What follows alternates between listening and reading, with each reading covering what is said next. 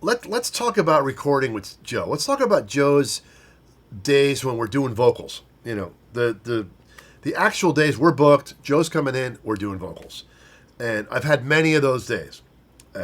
As a producer of a bunch of the records and a lot of the songs, we would definitely have a schedule with Joe. And the thing about Joe is that he was such an artist and such a performer that getting the buzz to just a proper stage to get the performance was key.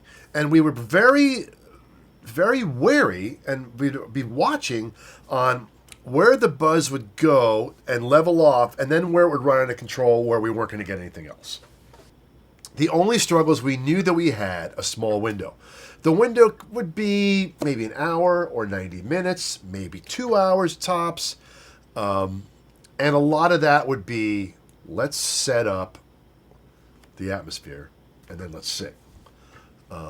So I always felt like he was gearing up for a live performance, or, you know, gearing up to sing live. So it would be a couple of beers, a little puff, get out in front of 100,000 people, and then put your place in that.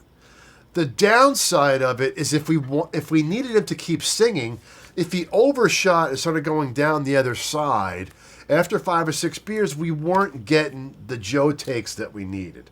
So it would, at that point, it was over.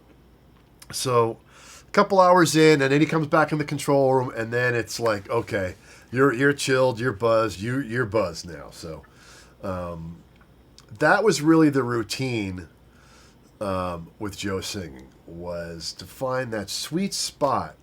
And those performances, the 2 beer, 3 beer performances with a little bit of puff, were amazing. Those couple 2 or 3 takes would be great. You always had to get the first take with Joe, always. And if you sang live with the band, I mean, even better. There was many moments when Joe had the beers, the Becks, whatever it was, and went out there and sang, and I would look at Ray, and we'd have the same look on each other's faces of, wow, he actually did that, didn't he?